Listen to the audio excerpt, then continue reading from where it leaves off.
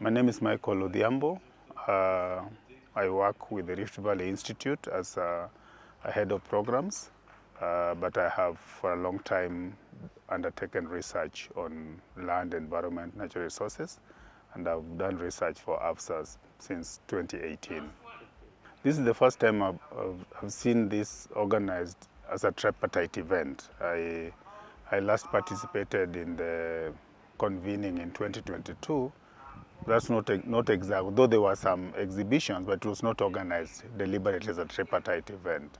So the first thing is that I think there's a certain synergy between the three components of the event, which is very, I think is very helpful to get the three of them organized together.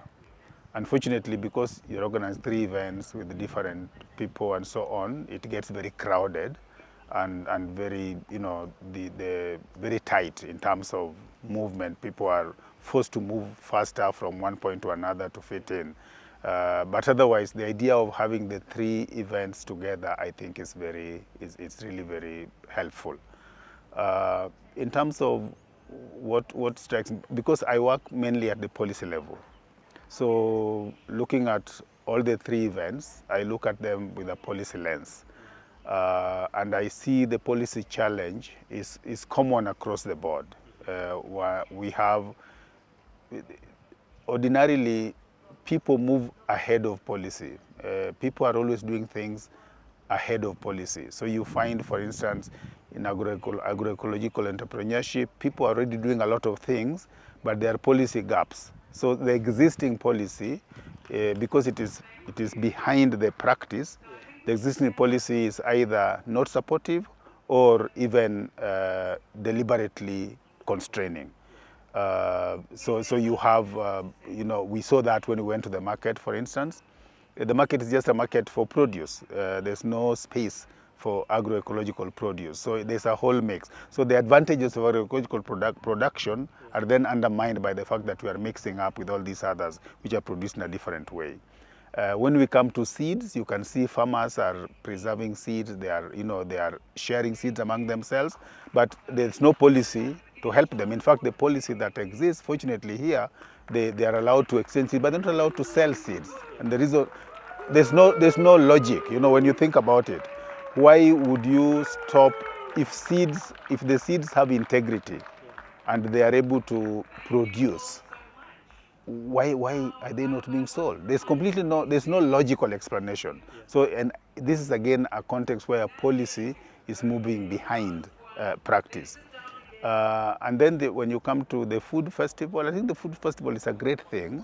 I think the only policy issue there for me is how government policy, because governments talk about wanting to promote food security, want to promote nutrition security. And you see that in all these exhibitions. But everywhere you go, people are complaining that they don't have resources, they don't have supportive institutions. They feel like government is working against them, even though that's not deliberately. It's just that government is working in this direction, people are moving in this direction.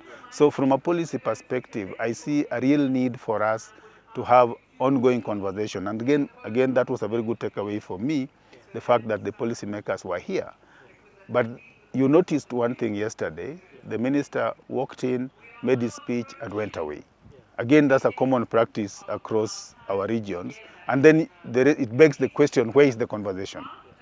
Fortunately, because we have people who were invited, who are technical people, and technical people are probably more important even than politicians, because we have technical people who are invited and who are participating and engaging with us since the beginning and up to the end, that fills the gap. But we know that policy at the end of the day is a political process. So our objective in advocacy is to influence politicians. Technical people are useful, but politicians are the ones that will help to make or break whatever we want to do. So I think that what I see, and this would be my suggestion for AFSA going forward, is that maybe it would be useful to have a session, maybe like a panel, that comes at the end of the process, which you just organize to have policy makers, people from parliament, people from cabinet, you know, they sit together and you have a conversation where you feed them in on what has come out over the last 2 days, yeah, and challenge them and let them also tell us where they see the opportunities and the challenges. I think because we must engage with policy actors at the highest level and engage in a meaningful way, not calling them to come and make a speech and go away is good, but it doesn't really advance the conversation. Yeah, yeah. Because also we need an opportunity for people like farmers and all the participants here. They need an opportunity to understand the constraints that politicians face in making the choices they have to make to move forward. Sometimes we talk, but we talk in parallel. You know, farmers and activists, we are saying one thing, politicians are saying another thing. They're operating in a different space, and we're operating in a different space. So we are talking not at each other, and that is not a good thing. Yeah. So this kind of thing, I think, provides an opportunity for us to bring that engagement closer. It's not easy because getting politicians to sit down for a long enough time to engage is not very easy. But I think I know AFSA, and I know the networks that AFSA has. With the deliberate foreplanning, it is possible. Yeah.